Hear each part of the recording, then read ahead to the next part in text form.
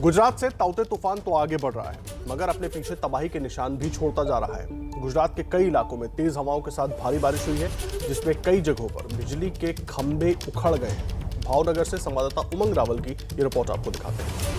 ताउते गया और तबाही पीछे छोड़कर चला गया। जी हाँ, ताउते की कल तीव्रता जो थी इतनी ज्यादा थी कि रात के अंधेरे में ताउते ने क्या तबाही मचाई वो दिख नहीं रही थी। लेकिन जैसे ही सुबह हुई, जिस तरह से गुजरात के भावनगर जिले में आया हुआ ये महुआ गांव है, शहर है, जहाँ पे ताउते की तबाही के वजह से आप देख सकते हैं कि हॉस्पिटल है, महुआ की ट्रस्ट की हॉस्पिटल है, वहाँ पे जो मुख्य मार्ग अंदर जाने का उसके बाहर ही वृक्ष जो है वो धराशायी हो चुके हैं। अभी भी ताउते का कहर जो है यथावत दिख रहा है, क्योंकि पवन की तीव्रता भी उतनी और बारिश भी तेज दिखाई दे रही है। बहुत ही ताउते जब रात को आया था तब अंधेरे में ताउते ने जो तबाही मचाई है, अभी वो एबीपी न्यूज़ आपको दर्शकों को दिखा रही है कि किस तरह से ताउते ने गुजरात के जो समुद्री इलाके हैं वहाँ पे तबाही मचाई। अब देख सकते हैं कि जहाँ भी देखे वहाँ पे जो वृक्ष है वो ही दिख रहे हैं और वो भी रास्ते पे गिरे हुए। ये जो भाई आए हुए हैं उनकी बाइक रखी थी और बाइक पर भी वृक्ष जो है वो गिरा था। अभी भी आप देख सके कि हॉस्पिटल के अंदर जो कंपाउंड है उसके दृश्य आप देख रहे हैं कि कंपाउंड में भी जो वृक्ष धराशायी होने की वजह से मुख्य मार्ग जो था वो बंद हो चुका है। भावनगर महुआ हाईवे बाईपास जो है, बाईपास पे भी वृक्ष गिरने से पूरा जो आने जाने का रास्ता है वो भी बंद हो चुका है। जिस तरह से देख सकते हैं कि किस तरह से ताउते ने तबाही मचाई हुई। बाइक खड़ी और उस बाइक पर गिरा है ये वृक्ष, और वृक्ष गिरने से जिस तरह से तबाही, कई सारे रास्ते जो है वो बंद हो चुके हैं। हमारे कैमरा पर्सन अंकित दवे उनको कहेंगे कि बाहर के जो दृश्य वो भी दिखाएं, क्योंकि रास्ते पर भी इस तरह से जो बड़े वृक्ष थे वो भी ताउते का सामना नहीं कर पाए और रास्ते पे गिर चुके हैं। जिस तरह से ये ताउते आया उसकी जो विंड स्पीड की बात की जाए तो रात को 160 से 170 तक उसकी विंड स्पीड थी और उसके साथ उतनी ही बारिश। अब देख रहे हैं जहाँ भी नजर डाले वहाँ पे वृक्ष धराशायी होते हुए दिख रहे हैं। साइक्लोन की बात होती है तो आप देख सकते हैं कि ये साइक्लोन ने किस तरह से जो मुसीबत खड़ी कर दी है लोगों के लिए। इलेक्ट्रिसिटी पोल हो, चाहे वृक्ष हो, चाहे शेड हो, प्लास्टिक शेड हो या पतरे में लगाए हुए शेड हो, आप देख सकते हैं अभी भी जो पवन जो है वो उतनी तेजी से आ रहा है कि चलना अभी भी मुश्किल हो रहा है। एक तरफ ये बात है और आप देख सकते हैं रास्ते पर भी सीमेंट के जो पत्रे होते हैं वो भी गिर कर नीचे पड़े हुए हैं। इस तरह से ताउते अपनी तबाही के मंजर दिखाता हुआ आगे चला गया है। लेकिन वो तो चला गया, उसके बाद जो लोगों की हालत हुई है वो भी बहुत मुश्किल है।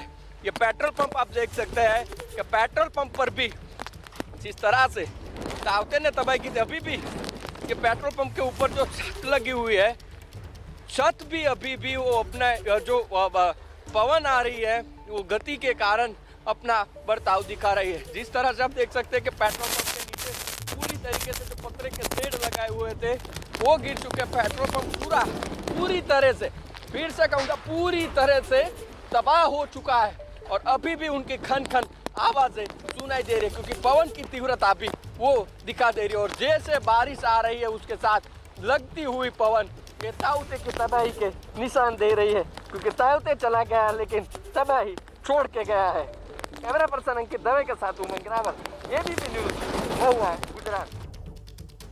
तो गुजरात के भावनगर से तस्वीरें आप देख रहे थे। उमंग रावल बता रहे थे किस तरह से वहां पर तबाही मची है। अब इसके अलावा आपको तूफान की 8 तस्वीरें और दिखाते हैं और इन तस्वीरों को देखकर आप अंदाजा लगा सकते हैं कि तूफान कितनी तबाही मचा चुका है। गुजरात में 50 से ज्यादा रास्ते बंद हैं। 5 राज्यों में 17 लोगों की मौत तूफान की वजह से हुई है। अलग अलग घटनाओं में 17 लोगों की जान गई है। सौराष्ट्र में 2000 से ज्यादा पेड़ उखड़ गए हैं। सैकड़ों घरों को नुकसान पहुंचा है। तूफान महाराष्ट्र से आगे निकल गया है, फिर भी आज दूसरे दिन भी तूफान का असर दिखाई दे रहा है। हम आपको राज्यवार आंकड़े दिखा रहे हैं। महाराष्ट्र में ताउते की वजह से 6 लोगों की जान गई है, गुजरात में 3, कर्नाटक में 4 और केरल में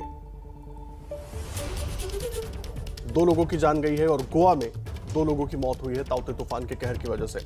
हालांकि हालात अभी भी बहुत बेहतर इन राज्यों में नहीं नजर आ रहे हैं, क्योंकि ताउते के गुजर जाने के बाद भी जो उसका आफ्टर इफेक्ट है वो अभी भी दिखाई दे रहा है। ज्यादातर जगहों पर पानी भरा हुआ है, तेज हवाएं चल रही हैं और एनडीआरएफ की टीमें आप देख लीजिए, गुजरात में 44, महाराष्ट्र में 12, केरल में 12, तमिलनाडु में 8, इतनी एनडीआरएफ की टीमों को तैनात किया गया। गोवा में 1, दमन और दीव में 1 और रिजर्व में 14 एनडीआरएफ की टीमों को रखा गया है। स्टैंड बाय में 22 टीमें थीं, ताकि अगर हालात बिगड़ते हैं तो तुरंत इन टीमों को रवाना किया जा सके उन जगहों पर राहत और बचाव कार्य के लिए।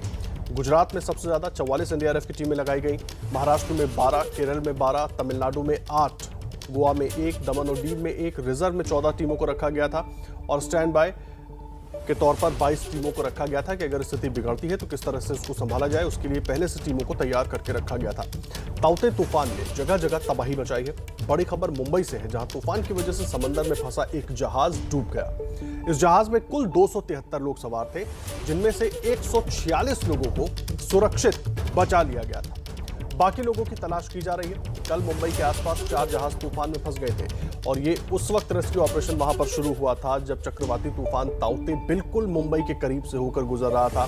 दुर्गम परिस्थितियों में एयरफोर्स और तमाम जो आसपास पहले से मौजूद शिप थे, उन्होंने राहत और बचाव कार्य चलाने की कोशिश वहां पर शुरू कर दी थी। मृत्युंजय सिंह हमारे साथ इस खबर पर पूरी जानकारी देने के लिए जुड़ गए हैं। मृत्युंजय, ताजा अपडेट क्या मिल पा रहा है? 146 लोगों को तो सुरक्षित निकाल लिया गया था, फिलहाल क्या कुछ और लोगों को ढूंढ पाए हैं वहां पर जो रेस्क्यू ऑपरेशन चल रहा है? जी आदर्श, मुंबई का जो नेवी का एयरबेस हेली बेस है, जहां हेलीकॉप्टर बेस है आईएनएस शिक्रा, वहां से लगातार हेलीकॉप्टर की उड़ानें हो रही हैं उस दिशा में जहां पर ये राहत और बचाव कार्य चल रहा है। लेकिन समुद्र में काफी मौसम खराब है, तेज हवाएं चल रही हैं, लगातार बारिश हो रही है, ऊंची लहरें उठ रही हैं और विजिबिलिटी बहुत कम है। इस वजह से ये जो सर्च और रेस्क्यू ऑपरेशन है उसमें काफी चुनौतियां सामने आ रही हैं। जो जानकारी मिल पाई थी कि हेलीकॉप्टर जो है वो उस विसिनिटी, उस क्षेत्र में तो है, लेकिन ऑपरेशन में वो सहयोग नहीं कर पा रहा है क्योंकि मौसम बेहद ज्यादा खराब है। ऐसे पर जो आईएनएस कोची और आईएनएस कोलकाता जो युद्धपोत है, इस पर तैनात जो नौसेना के जवान हैं, वही इन पर्सन रेस्क्यू ऑपरेशन कर पा रहे हैं। आपको बता दें कि 130 जानों पर बना है। 130 जाने जो है वो उस बार्ज पर थे सुबह तक, क्योंकि 146 लोगों को सुबह 6 बजे तक सुरक्षित निकाल लिया गया था, आईएनएस कोची शिप पर ला दिया गया था। पर जो 130 लोग हैं वो लाइफ जैकेट पहनकर अभी भी पानी में अपने जीवन के लिए संघर्ष कर रहे हैं, ऐसी जानकारी है। और इन्हें बचाने के लिए नेवी प्रयासरत है। नेवी के जो शिप है, इसके अलावा ओएनजीसी के भी शिप होते हैं, साथ ही साथ लगातार जो कोस्ट गार्ड और इंडियन नेवी के हेलीकॉप्टर्स है, डॉर्नियर है, उसकी मदद से ये सर्च और रेस्क्यू ऑपरेशन करने का प्रयास किया जा रहा है। लेकिन चुनौतियां बहुत हैं। अगर चुनौतियां नहीं होती तो ये रेस्क्यू ऑपरेशन कल रात को ही खत्म हो जाता और सभी को सुरक्षित निकाल लिया गया होता। लेकिन रात से ही लगातार जो मौसम खराब हुआ है, समुद्र में ऊंची लहरें उठ रही हैं और सबसे महत्वपूर्ण है विजिबिलिटी बहुत लो है। तो ऐसे पर नौका के नजदीक जा पाना और सबको निकाल पाना ये बेहद कठिन और चुनौती भरा काम है। 130 लोगों पर है, अभी तक ताजा जानकारी नहीं मिल पाई है। नेवी के अभी अधिकारी ताजा जानकारी अभी इस वक्त उपलब्ध नहीं करा पा रहे हैं। जो ताजा जानकारी पिछली मिल पाई थी, यही मिल पाई थी कि बेहद नजदीक में जो नेवी की टीमें हैं वो तैनात है और पूरी कोशिश कर रहे हैं कि सभी को सुरक्षित निकाला जाए।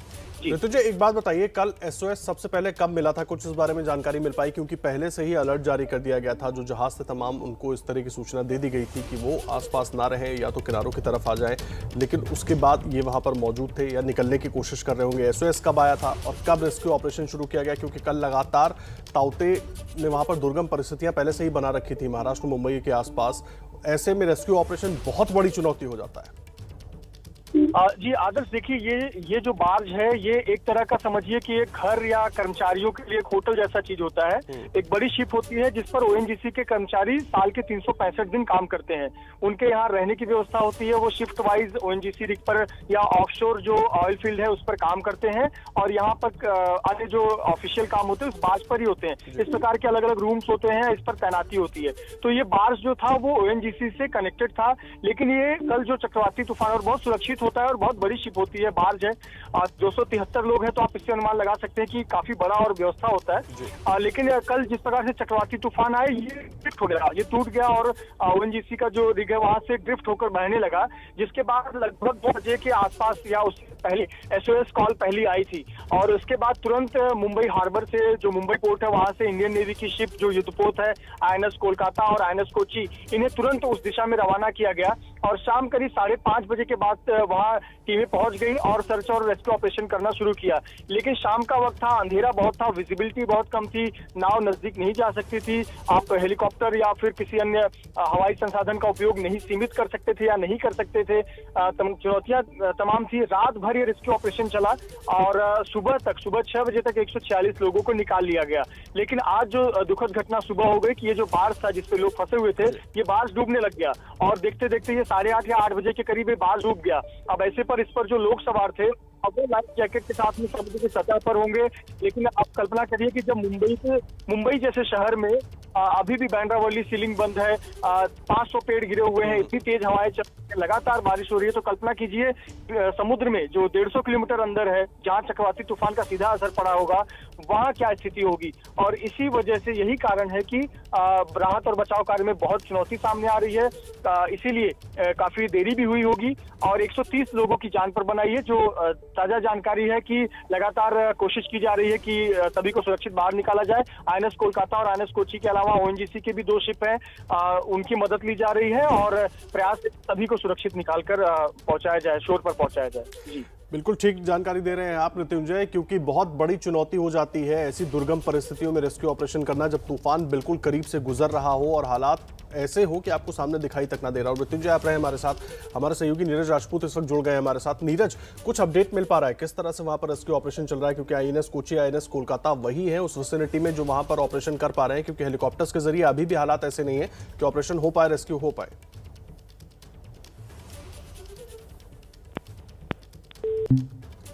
लगता है नीरज तक हमारी आवाज नहीं पहुंच रही, उनसे बात करने की कोशिश करेंगे। मृत्युंजय हमारे साथ लगातार जुड़े हुए। मृत्युंजय, एक जानकारी अगर आप तक पहुंची हो, मौसम विभाग की तरफ से क्या कुछ कहा जा रहा है कि क्या आज कुछ घंटों बाद शाम तक, दोपहर तक मौसम में कुछ सुधार हो सकता है ताकि रेस्क्यू ऑपरेशन और तेज हो सके वहां पर? जी बिल्कुल आदर्श, कुछ समय पहले ही हमने मौसम विभाग से जानकारी हासिल की। उन्होंने कहा कि जब साइक्लोन चला जाता है उसके बाद भी साइक्लोन का असर जो है वो 12 से 14 घंटे तक रहता है और यही वजह है कि मुंबई में आज भी काफी तेज हवाएं चल रही हैं, रुक रुक कर बारिश हो रही है, कई इलाकों में लगातार बारिश हो रही है। आप कल्पना करिए कि मुंबई में 21 साल का रिकॉर्ड टूट गया है। 24 घंटे में 200 mm बारिश जो है वो मुंबई में रिकॉर्ड की गई है। इसके पहले साल 2000 में 21 साल पहले 190 mm जो है वो बारिश रिकॉर्ड की गई थी 24 घंटों में। तो ये आप साइक्लोन चले जाने के बाद में भी उसका जो असर है, तेज हवाओं का असर हो, लगातार बारिश का असर, वो इम्पैक्ट है। और समुद्र में भी लगभग वैसा ही मौसम बना रहता है, ऊंची लहरें उठती रहती हैं, विजिबिलिटी बहुत कम हो जाती है और ये कुछ घंटे तक रहेगा।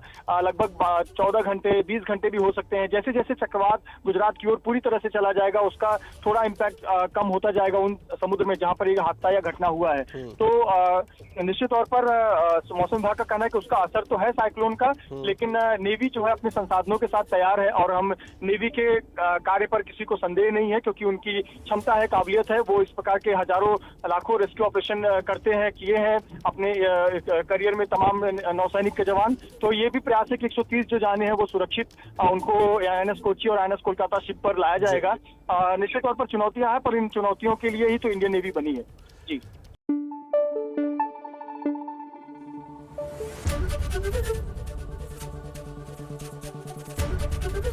एबीपी न्यूज आपको रखे आगे।